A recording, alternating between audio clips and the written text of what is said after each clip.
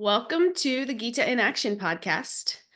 My name's Radha Priti, and I am your host along with this live audience of seekers that we have here. So grateful to be here with you all today. Thanks for coming on live. And if you want to come on live, you can visit our Instagram at Seekers Quest 108, follow us, and then go to the link tree in the bio. And there's a link to join the WhatsApp group where you'll get the Zoom links and all the updates and everything. So please come and join us live and share your hearts and experiences with us, because that's really what makes this study so enriching for all of us, I think. So today we're continuing on. We're in this section where Arjuna asked Krishna, we're studying the Bhagavad Gita. We're journeying through the Bhagavad Gita. We read it every day together. And we're in the second chapter. Now we're in the second chapter, text 58.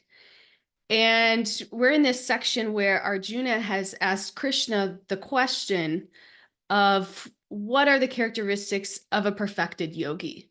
He's trying to figure out, he knows that that's what he wants to aspire to. And he's trying to figure out if that kind of person would fight, right? Because he's trying to make this decision in the war. He's trying to decide, does he want to fight his relatives, or does he want to run away and hide in the forest and renounce? And so now he's asking Krishna, he's trying to figure out, okay, so what does a perfected yogi look like? How do they restrain their senses? How do they engage their senses? What are their key characteristics? How do they respond to life's ups and downs? And now Krishna, for this last part of the second chapter, this is the last section in the second chapter, is enlightening him in all of this. He's giving them all of these answers. And the beautiful thing about this section is that it's descriptive of a perfected yogi, but it's also prescriptive for us. So we can learn so much from this section about how we can try to aspire to obtain some of those characteristics and qualities. And that's what we're talking about today. And that's what we started talking about in our last class. We talked a lot about, we did 56 and 57 in our last class. We talked a lot about the experience of fear and anger and how it's not bad, but it's bad when it controls us. And so we talked a lot about those subjects. And now we're starting with 58. So chapter 2, 58 is where we are. And I'll share my screen and we can get right into it. So chapter 258 says, one who is able to withdraw his senses from sense objects, as the tortoise draws its limbs within the shell, is firmly fixed in perfect consciousness. This verse is really beautiful. This verse answers the part of the question of how the seers restrain their senses. And there are times that the senses can give us useful, essential information in our lives. I mean, that's really what they're here for, right? But there are times that they can also be distracting and disturbing. And in that, they can also be kind of degrading and destructive if we follow them too far, if we let them kind of control our mind, right? We've all been there where our senses have pulled us in directions that have kind of degraded us or caused some destruction in our life, depending on what our senses become attached to. Alcohol can be a big one. It can be if we can control our senses around it, it can be okay. But if we can't, it can be just incredibly destructive. So we have to be careful with our senses, right? And when our sensory inputs are not of use to us, what the Gita is saying here is that there's no need to take in the sensory inputs. If they're not useful, don't take them in. Like a welder, when he looks, that has to look away, when it's not needed.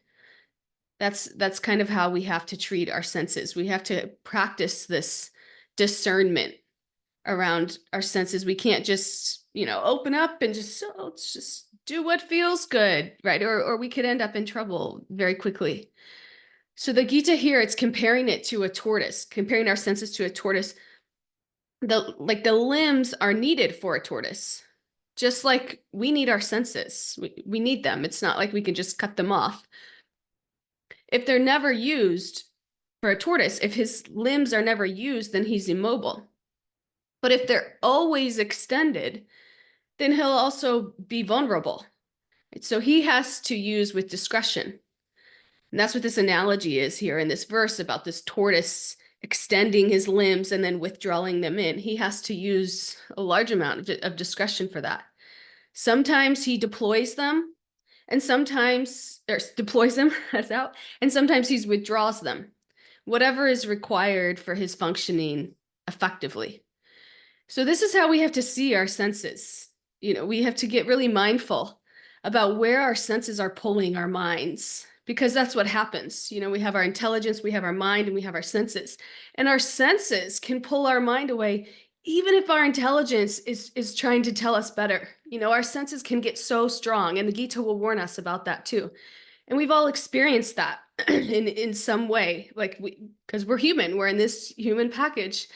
And we've all experienced that level of temptation to things that we know our intelligence knows we shouldn't touch, but we do anyway.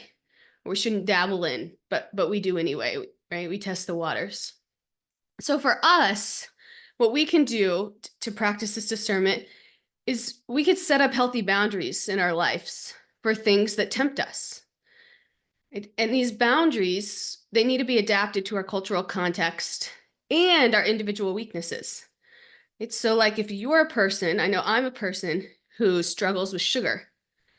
It's so before I even, have a sugar craving, I have to decide what my boundary around that is going to be. And in that way, when I'm craving sugar, I know, no, this is my boundary. This is the line in the sand. And then as I practice that boundary, it becomes easier and easier.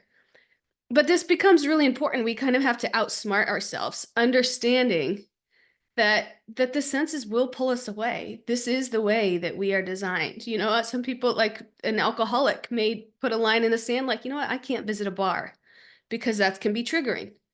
And so that's where they put the line, and they say, I'm just not walking into a bar. And it depends on, your temptation, what it is, and how severe it is, and how far it's developed. So we all have to consider these, and we all have to be super honest with ourselves about where we are, take an honest inventory of our life, where we are, how we got there, what our weaknesses is, and how we can correct.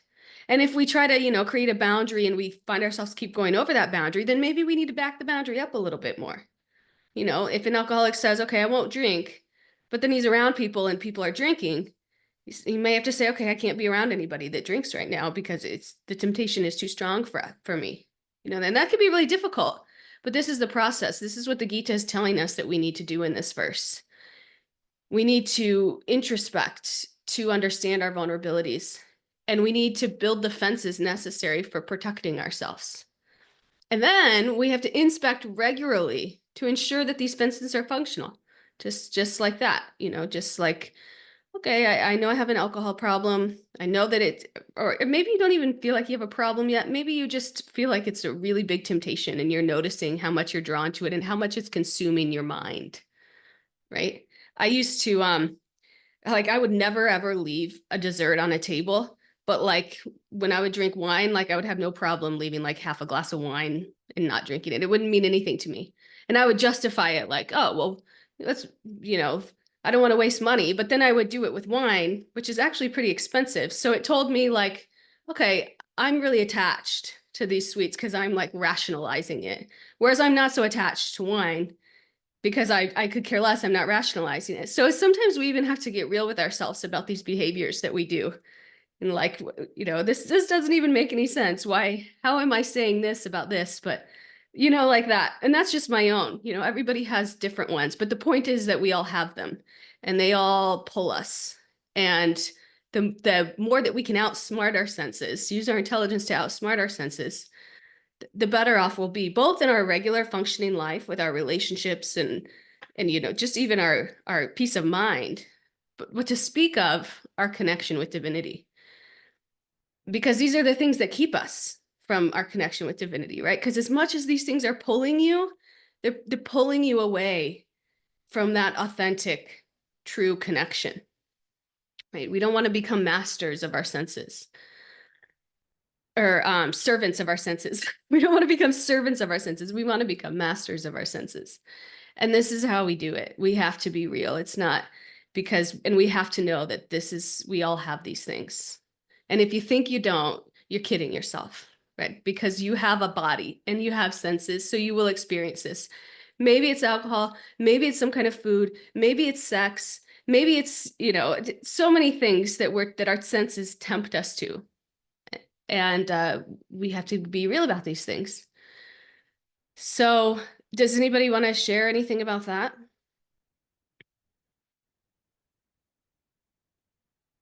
Any perspective around setting up boundaries around the senses? Sometimes, this can be another temptation. Another temptation can be like destructive things like relationships. I come from a codependent background, so that would be like my drug of choice. Oftentimes, if I was feeling like low or bad about myself, it was like, how can I fix somebody else and then feel good about myself? But it was like over the top to where I would become too entangled in other people's problems, such that, it would help me forget my own. That's kind of the whole thing of codependency, right? You don't have to deal with your own problems because you're just focused on other people's, right? So that was like a thing for me. If I didn't have somebody in my life or a relationship, and most of the time they were romantic relationships that I was fixing, then I was like, I could feel it. It like gave me anxiety, right? Like I felt like I needed that to feel good. So sometimes these boundaries can be around relationships with people, right? We can set up a relationship, we can set up boundaries around people to protect ourselves. Maybe we know that we engage or if we get so close in a certain relationship that it's not good for our consciousness, that it's actually dragging us down. And once we notice that, we can set up a boundary around it and we can say, okay, that maybe I don't, hang out with this person so much and I talk to them on the phone more. Or maybe I don't get involved in their life in this way. We have to get really kind of skillful about what it is that what aspect of that relationship becomes degrading to us, or what level of closeness in that relationship becomes degrading to us. And then we have to correct, because it can pull our mind in ways that aren't really healthy or conducive for our growth and evolution. So we have to recognize that too, right? It might not just be a substance or something. It could be some aspect of a relationship that we're overly involved in that maybe we don't need to be, right? So that can be another example. Davy Erotica, please share with us. Oh, you're on mute, honey. Yes, I. Yeah. Wow.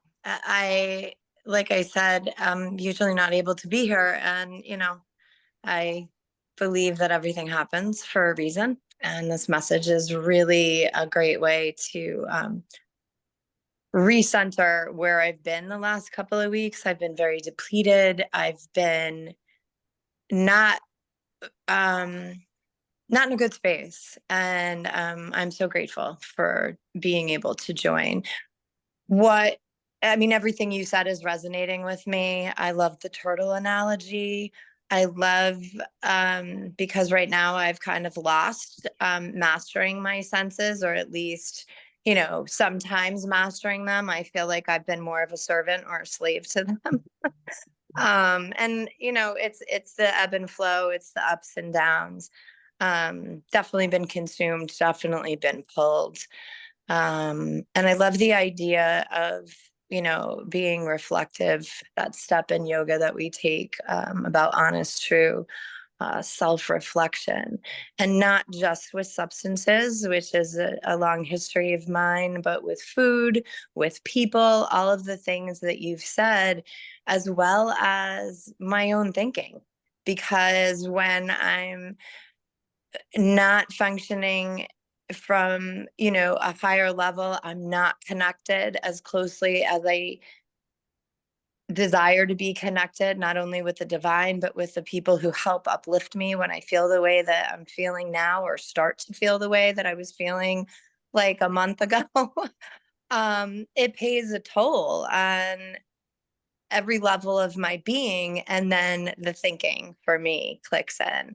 And that, lifelong pattern and that lifelong um, history is sometimes really hard to set a boundary within myself to be like, hey, stop, take care of yourself. Like all the things that I'm so good at sharing and radiating and giving other people, my children, my friends, my coworkers, my colleagues. And then I'm like, oh my God, what about me?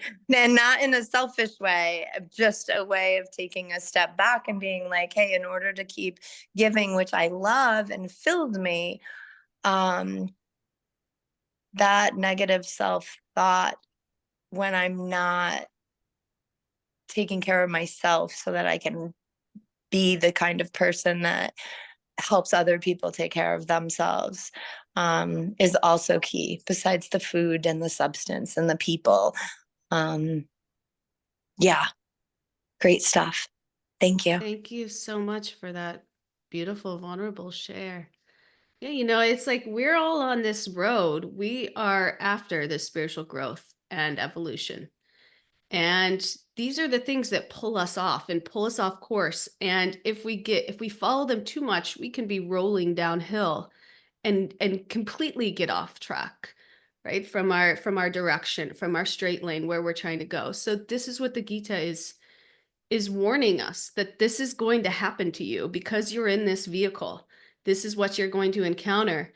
And this is what you need to do about it. And I love how you're so honest about, where you are, and that's so important. And we all can feel that if we're engaging in something that is just not good for us. Or maybe again, we're too close in a relationship where we can't really show up in a way that we at our highest nature. Maybe we have we haven't set our boundaries such that we really feel safe in that relationship, and therefore we show up as a crazy person, right? That needs to be like a blinking red flag for us, like back up. Where are you? You need to better protect yourself. Get back on the road. That's the process. And we know this. If we can stop ignoring this voice, if we can stop rationalizing this voice, like, oh, just one more drink, I know I can handle it. That's a blinking red flag. These things, it's like, stop ignoring the voice. Why are we doing this to ourselves? We're hurting ourselves. We're pulling our car off track. We're starting to roll down the hill. Right? Get smarter than this. Trevor, please share with us. Um, yeah, I can give a couple tips on when you're trying to break free from the vices of all these addictions, which uh Radhika said a lot of really brought a lot of really essential ones up. Like it stems in the thought process, and food is a huge one. There's a lot of people that aren't addicted to substances, but they can't give up meat, or they can't give up certain kinds of foods, So there's a lot of levels to breaking completely free and being detached from all these vices.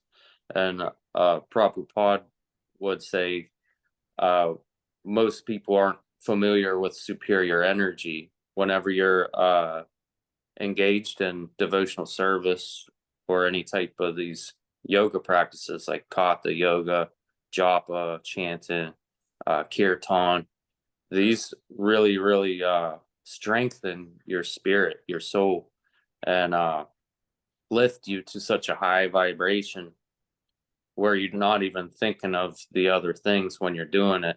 There's two categories of energy that we're talking about here. Inferior energy, the addictions, the lower vibrational substances of whatever sort that anchor you to a lower vibration. Then there's superior energy, which lifts you higher than all of that. Yes. And that we're going to get to that. We're going to get to that in the coming verses here. So you are like giving us a nice little foreshadow here to where the Gita is going to tell us to go.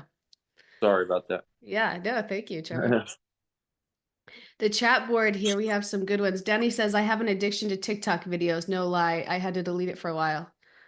Oh, yes. The Instagram digital struggle is real. Setting real boundaries around that, right? Like, okay, I'm only going to check this once a day and for 15 minutes because I know if I don't, I'm going to be in this rabbit hole of videos and then it's going to just invade my mind. Like it's all I'm going to think about.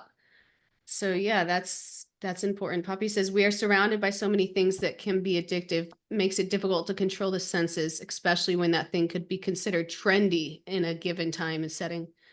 Yeah, culture can really affect us too, right? That can be so difficult if it's like, oh, this is normal. It's normal to, get drunk every Saturday night. It's normal. This is how people have fun and let go. Even though we know that we've done that and it hasn't really felt that great for us. But we think, oh, maybe something must be wrong with me because I'm not experiencing this the way that my peers are. So I just got to keep trying, right? Anyone ever been there? Yeah. I'm not really liking this, but culture tells me I should, so I'm just going to keep giving it a go. Right? Denny says, oh, this is a good one, Denny. I was involved in my son's marriage way too much because me and my daughter-in-law was like their father and daughter, that it built a wedge between me and my son. So I had to learn to step back so I could try to build a relationship back with my son. That is a perfect example of a relationship one, right? Where we're just too involved in too many aspects of somebody's life and it's just not meshing. And therefore the entire relationship becomes vulnerable to destruction, right? So to see, okay, I just need to remove myself from this aspect of this person's life, and maybe then we could engage in a healthy relationship. And then it's better for everybody. That's such a good example there. Brittany says, oh, Krishna, this is the work right here. Radical responsibility for our own way of being and how it is impacting our reality. Yes.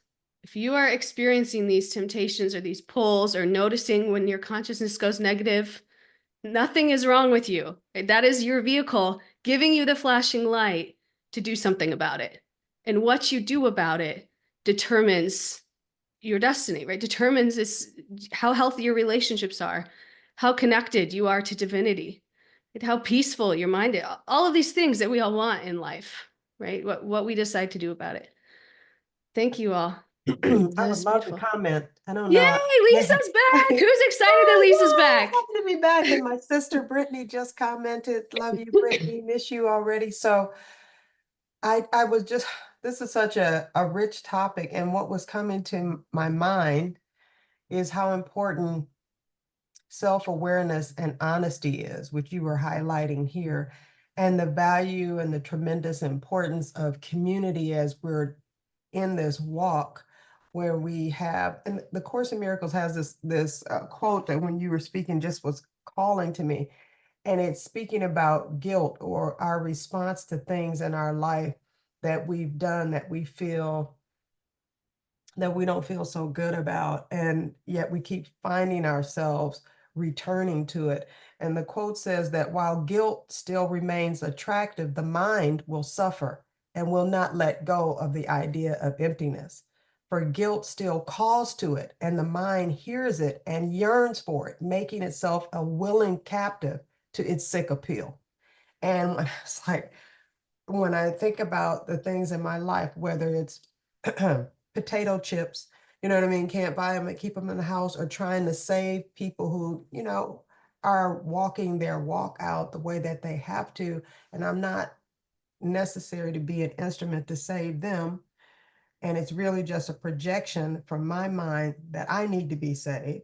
And so it keeps calling me back to the same point until I say, like the tortoise, let me withdraw all of my energy from those activities and that idea that anything needs to be adjusted by me and needs to be handed over to spirit to allow each person to walk their journey out. So I just wanted to add a comment and to say I'm so happy to be back with everyone. Wow, that was profound. Thank you for sharing that, Lisa. I feel like there's so much wisdom in that. We could just sit on that all day. Oh. But that is like the cycle of self-destruction Yes. that happens, and those deeper reasons that we need to uncover and deal with. It's beautiful. Thank you. Thank you. Mariah, would you like to share with us?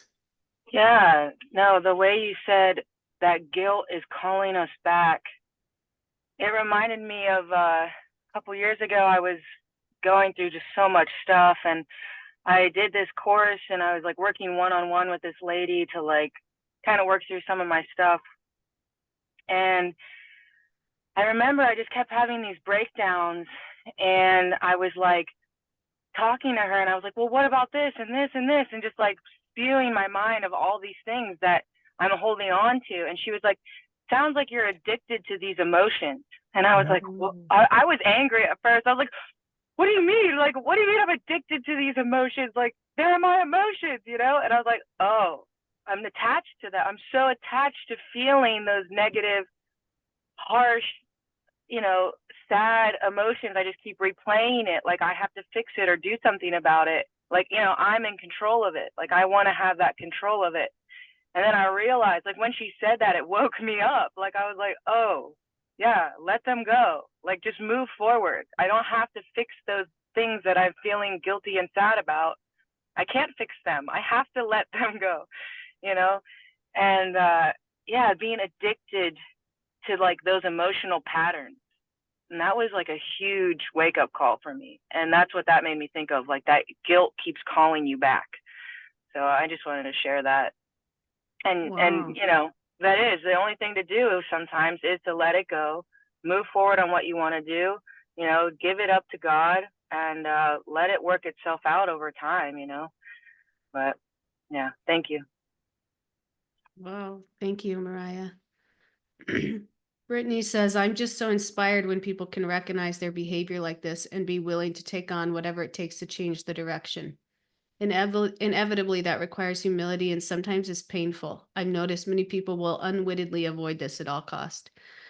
Yeah, and that's why we're all here. That's why we're all here together, talking about these things and trying to upgrade our lives and our consciousness together, because it takes this community. It takes, you know, sometimes you feel like something wrong with me, that this is so big to me. What, you know, you feel weak or you feel less than, or, but the reality is that this is all of our experiences. This is the vehicle that we're given.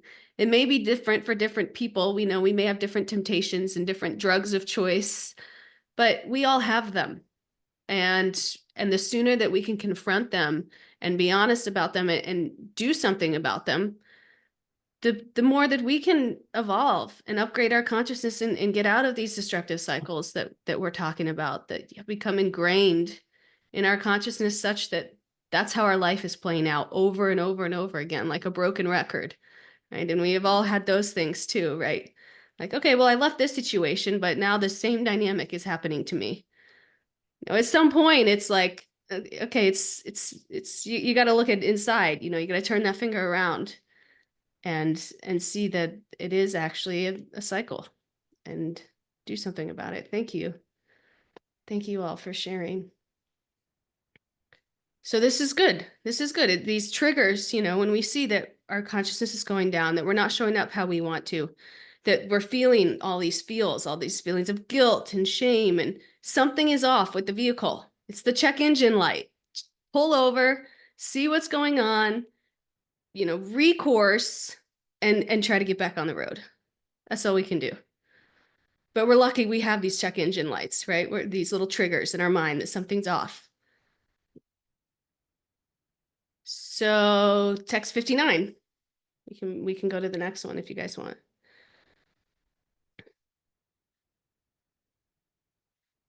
Text 59 says, though the embodied soul may be restricted from sense enjoyment, the taste for sense objects remains. But ceasing such engagements by experiencing a higher taste, he is fixed in consciousness. So we think about that little turtle with his little limbs out. We're saying here, it's not just enough to withdraw your senses. Like that's not just enough. So we have to kind of correct what's going on in our mind. And another point here is saying no to temptation doesn't mean much if we don't mean no. Right? So like if someone we're close with succumbs to an unworthy temptation and apologizes but continues to do the same thing, we start to lose trust in a relationship. But the reality is, how often do we do this to ourselves, either in relationship with others or relationship with ourselves? Right? It's really easy to see if we're in a relationship with other, like that person's being a hypocrite. But the reality is that that happens to us all the time. And it doesn't mean that we are hypocritical. It just means that our convictions don't run deep enough. Even if we resolve to give up something, just like what Mariah was saying, we still retain the notion in our minds that it's enjoyable. I remember, you know, my sweet thing. When I got pregnant, my hormones totally changed and I like could not stand sugar.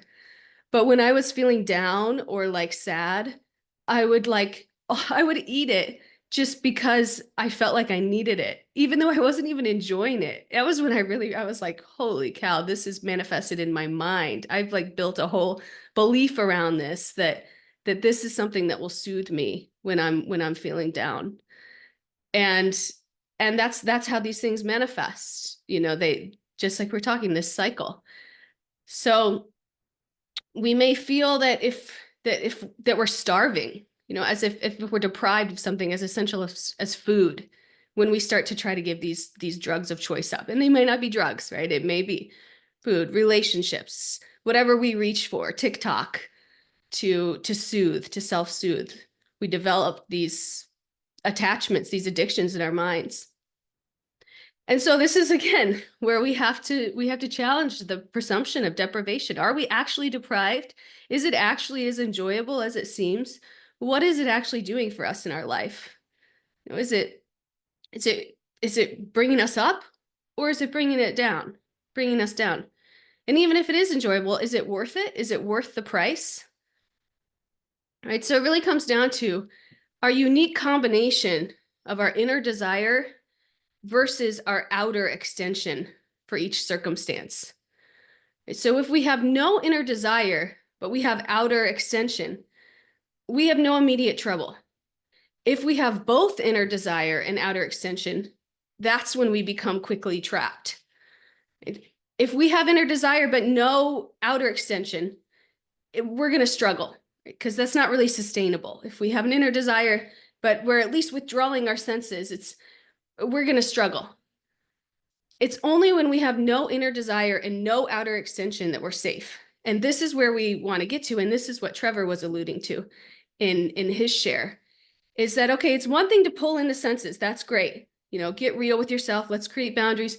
At the same time, we need to work on that inner desire. Where is that inner desire coming from? And we need to quiet it in our mind, because only when we get to that combination of no inner desire and no outer extension that we're actually safe from falling off the road, right? That our guardrails on the side of the road are like fully up and strong and built. So that's where we need to go. And we can do this by finding a higher happiness. And this taste doesn't happen overnight, right? It's incremental. It begins with a vision and then a purpose and then a taste. That's kind of the process here. But that's again why we're all here doing this. This is the beauty of the Gita. It teaches us why we're doing what we're doing and how to do it. But this is the why. You know, this is this connection with divinity. This is something higher that's going to pull us out. And this is like the premise of a 12-step program. If anybody's been in a 12-step program or heard about 12-step programs, my understanding is I haven't been in one, but I love them from what I've learned, because it's taking radical responsibility for your actions, and then it's giving it over to something higher. That's something higher God as you understand him, and that's the process. You know, we have to connect to something higher, because we in ourselves, it's not enough. Right? We'll just get so consumed in the ego that it will just degrade our consciousness. So we have to get to this higher place. And that's what this text is telling us. So text 58 is telling us to retract and restrain. And that is important. That is super important. 59 is telling us to redirect. redirect our attention, our consciousness, retrain our senses to focus on a spiritual reality. And once we focus on the spiritual reality, then there is a higher happiness to be experienced. Right? And we talked about this in our normal material lives. We experience higher happinesses that help us get out of some holes. Like again, if you have children, maybe you weren't expecting them, and when you had them, your life was like you were like barely holding on. You maybe had some bad habits. You weren't really there for yourself.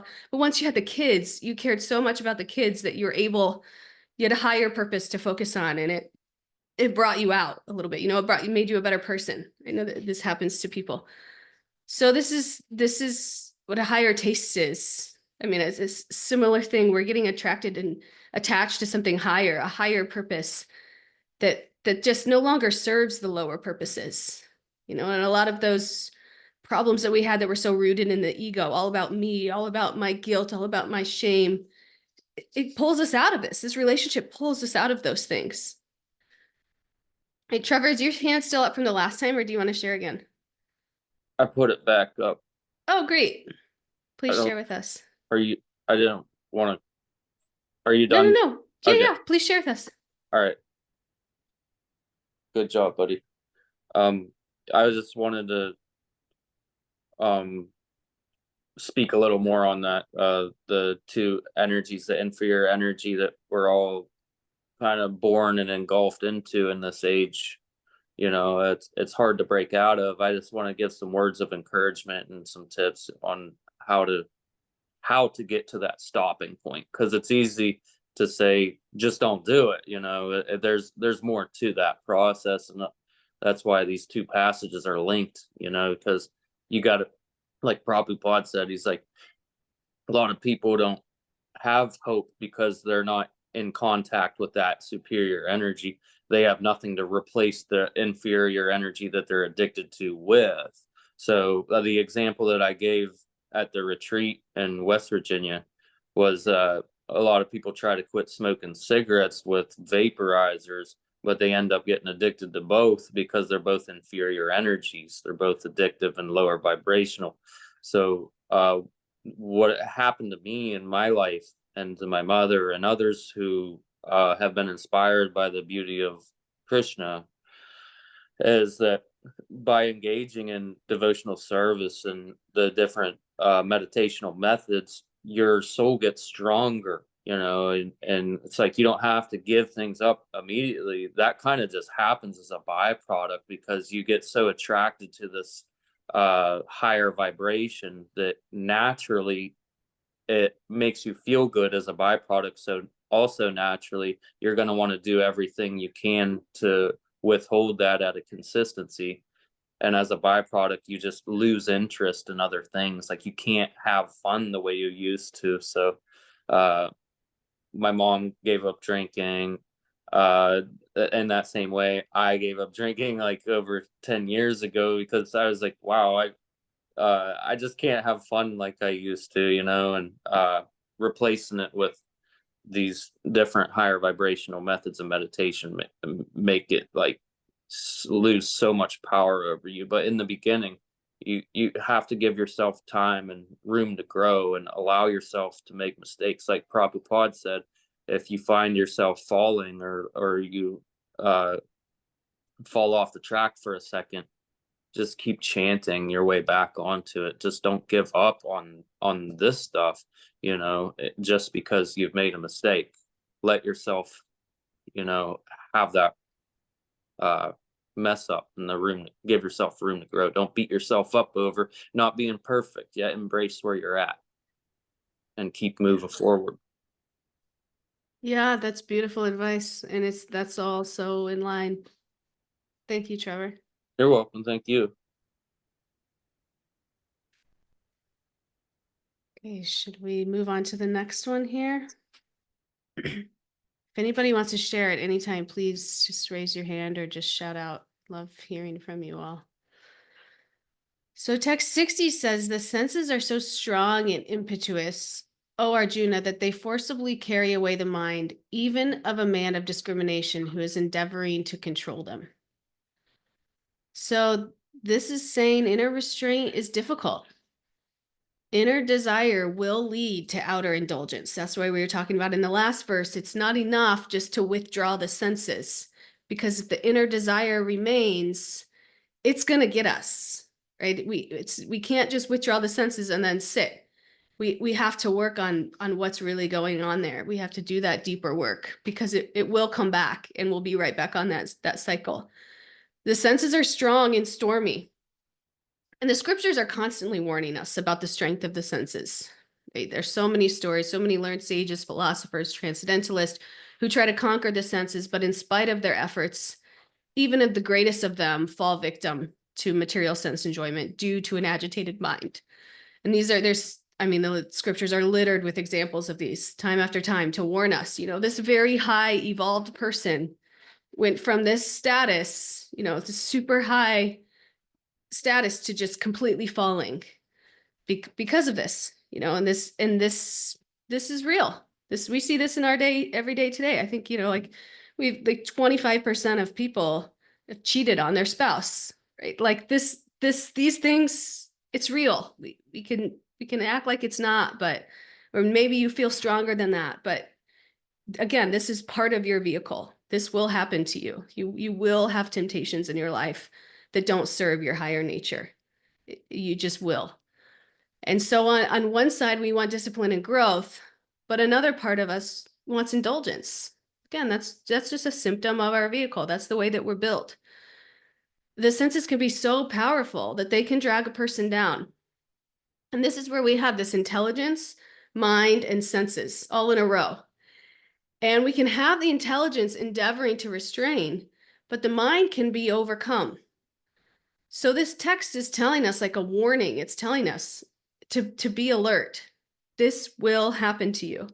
It's not enough just to restrain the senses. That's great. We want to do that. But we also need to work at something higher than that. We need to get rid of that inner desire. This is essential. This is like the recipe, restrain the senses, minimize the symptoms, and then we have to heal. We have to get to the root of it, and we have to heal that. So this text is also a statement of understanding, to live with it, to accept it, that this is the process. This is a symptom of the vehicle that you're in. This is what it's going to look like. This is how it's going to happen to you. And this is what you can do about it. And whenever we're trying to improve ourselves, there will be relapses. This is just like what Trevor was saying. And these relapses are part of the journey. So don't get too discouraged with these relapses, right? Because that can also drag you down, how we handle these relapses. Right? We swerve a little off the side of the road. We have a little bit of a sugar binge, and then we're like, you know what? I already screwed it up today. I'm just going to eat this entire carton of donuts. Right? We've all been there, right? So don't get too discouraged when you're veering a little bit off of the road. This is part of the journey, and we can go beyond this if we don't get too down and hard on ourselves. If we understand that this is a symptom of the vehicle, we're going to veer off the road a little bit. We just need to know, we need to have the proper skill set and community support to correct. That's it, because it's going to happen. Temptation attacks us with the weapon of inner torment, with a sense of being deprived of pleasure. So over time, the sense of deprivation becomes so unbearable that we indulge. It's so unbearable. We're withdrawn so much, and in our mind, we need it so much that we give in, right? Not because enjoying is even joyful. Sometimes it's miserable, but because resisting is painful. That state of resisting, of like, no, I'm not going to do it. I'm not going to do it. This time I'm going to show up and I'm going to do X, Y, Z. And it's like, again, 12-step term is like white knuckling it. Like, okay, I'm just going to do it. I'm going to do it. And that's all we have. All we have is just this willpower that, again, it runs out, because that's a symptom of the vehicle. We do not have amount of willpower to overcome our inner desire indefinitely. That's again, just a fact. So the Gita tells us that sensuality overcomes even those who are discerning and endeavoring. Even if you have the intelligence, even if you know better and you're determined, you can be the most determined person. It's still going to overcome you, this desire for sense and enjoyment. because we are creatures. We're made to enjoy. We're creatures. We seek pleasure. That's our programming. So we have to redirect that. Where are we getting our pleasure from? And if we can redirect it to something higher, to spiritual connection, something that's enduring, fulfilling, something that always lifts us up. It's something that's not centered around the ego, something that's centered around our rightful position of us being servants of divinity. If we can really connect and get pleasure and happiness from that, we can redirect that need inside of ourselves, and it can be filled in that way, such that we're not mistakenly looking for it everywhere that it's not. And that's what we need to do here. Spiritual traditions sometimes compare our senses to snakes. This is an analogy you'll see all over spiritual traditions as well. Just as a snake can inject poison into our body, our senses can inject into our consciousness the poison of cravings. This will happen to you. If it hasn't, well, I hope it's happened to all of us here. But I hope that, and I say I hope it's happened to all of us, because if you think it hasn't, then you haven't been able to recognize it yet, and that's not really a good sign. So I hope we can all say that that's happened to us. If the poison spreads, this poison of the poison of cravings, if it spread, it can kill our spiritual knowledge, and our spiritual interest dies, and we lose our real life, and then we get lost in the cycle of material death and birth. Because we stay in this cycle as long as we have this desire, as long as we think that all these material pleasures will give us lasting fulfillment and happiness, right? As long as we're under that illusion, we're going to be here searching. And we're going to constantly come up empty, but we're still going to search. And we're going to think, okay, just like that material whack-a-mole, right? Like, okay, well, that one didn't make me happy. Let's try this one. And until we become exhausted, and we're looking for something bigger and deeper and more sustaining. So we can protect ourselves by staying alert, right? The Gita warns us that our senses are fickle and forceful, and they'll delude and degrade us at any moment. And this doesn't mean that we always have to live in fear of our senses, provided that we can focus on something bigger than the worldly pleasures promised by the senses. And that's the ticket here. That's what the Gita is trying to get us at. Restrain your senses. That's great. Have the proper discernment, have the proper discipline, have the inner knowing, the insight, the introspection, the honesty. Those things are so important. But then also redirect. Understand that we are pleasure-seeking creatures, and that will never go away. But what are we going to get pleasure out of? Right? What are we going to turn to for pleasure, for fulfillment, for love? Are we going to turn to something that's proven over and over time again that it doesn't really provide that for us, right? That it ends up, when we overdo it, it ends up bringing us down? Or are we going to turn to something that provides us infinite love and compassion and shelter?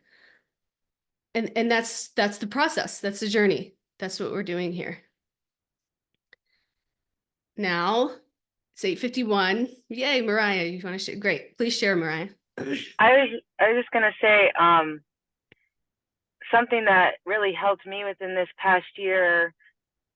I listened to a lot of Mahatma Prabhu, and he's like a spiritual teacher within ISKCON, and he's very, very forgiving and understanding. I really appreciate it. I mean, everyone is, but he's someone I've connected with.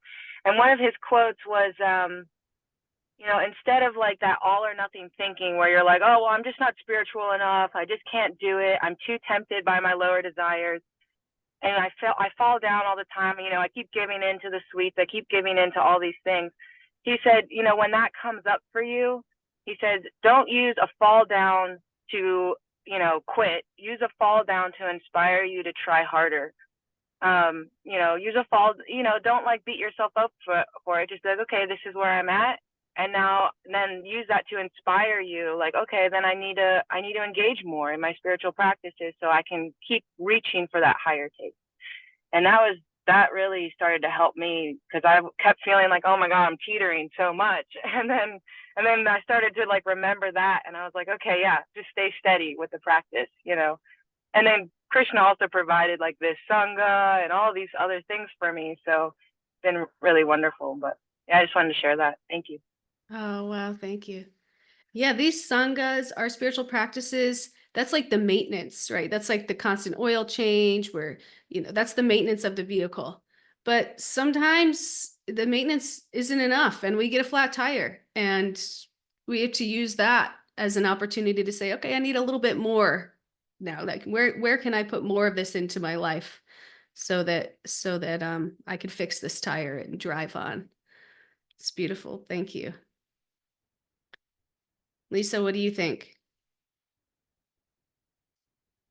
I was just thinking that that was so powerful what Mariah offered, to, instead of using a misstep to hinder us, to use it as a point of inspiration. And I know that if I can use a moment of inspiration to draw me closer to happiness or connection, then I don't have time to beat myself up about what I did, quote unquote, poorly, and that I can just assign that as grist for the mill, that I can say, okay, I did that. Like, I can own it, I can feel my feelings about it, and then I can turn to my purpose, which is to evolve and to be a spiritual being, to compel me and move me into the next moment of now. If I'm tapped into my purpose and what I'm here and about, then I have something to move in the direction of. And it's like, okay, I fell down, now I'm going to get up and move into my next moment of now, and not beat up on myself. So I just really love that. Yeah, I agree. Thank you. Mhm. Would anyone else like to share anything before we end for the day?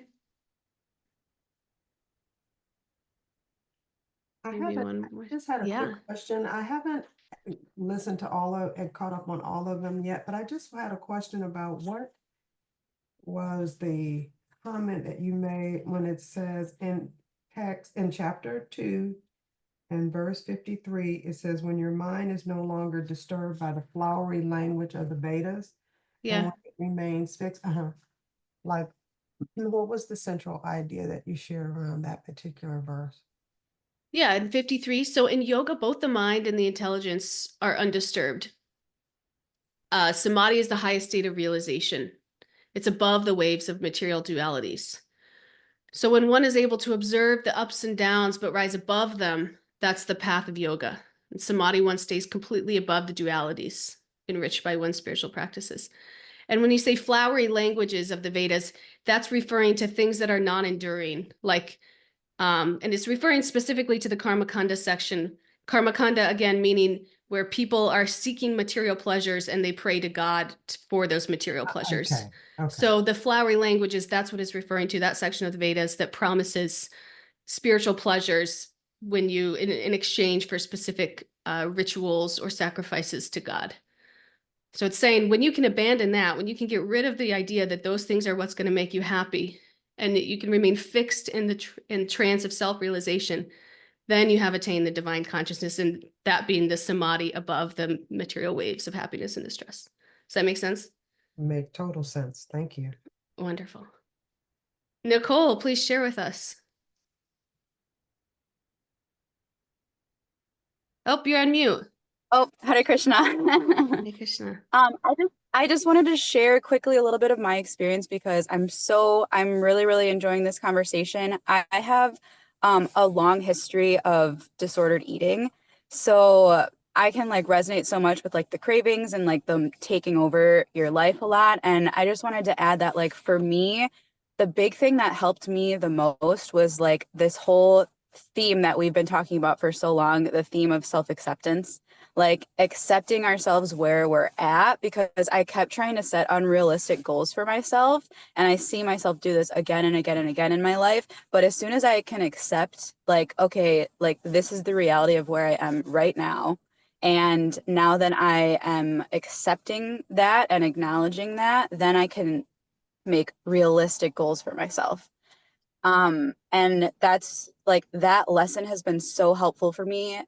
Like learning that with my disordered eating, like learning that lesson has helped me in every other aspect of my life. And I like appreciate that so much in the whole bhakti conversation, because in all of the sanghas that I'm in, it's like a repeating theme of like, it's a process. it's a process. It's a process. You have to take baby steps. You like can't just acknowledge everything that's wrong with you and then everything that you want to be and think that you're just going to get there, because you're gonna fail. And if that's your what you think you're going to be able to do, like, you're just going to be disappointed. So yeah, for me, it was like, that's my biggest thing, is like, if I can accept where I am right now, then that's only then can I make realistic goals and try those goals out. And if they're not working for me, again, I'm going to be realistic with like where I actually am. And then I can tweak those goals so that I'm like slowly climbing the ladder instead of shooting super high and then just keep getting disappointed and give up. Wow, that's so good. Thank you for sharing. And the Gita and Prabhupada tells us time and time again, we can't act above realizations we don't have, right? We can't fake it. We can't expect a child to do college algebra. We have to accept where we are and work with that and just try to move forward every day, little by little. And that's really how we'll make real evolution. That's really how we'll grow and evolve. That's beautiful. Thank you. Okay, I think that's our Sangha for the day, unless anybody else wants to share. Thank you all. Such a beautiful session, Mariah says. Denny says the same thing. Such beauty, or Davy Radhika, such beauty and wisdom enlighten you all. Thank you for allowing me the honor to be here with you. I needed this more than you all know. Thank you, Davy Radhika. We're so happy you're here. Denny says, I just want you to all know that you're a blessing to me. Hearing and sharing helps so much. And thank you all for coming and sharing. And we will see you Monday then. Looking forward to it. Thank you. Love this community. Yes, thank you so much for all you give. Love you, everyone. Thank you. Love you. Hare Krishna. Krishna. Hare Krishna. Hey, Brittany. Nice. Love you all. Such a great song today. Love you guys. Love you. Want to go outside?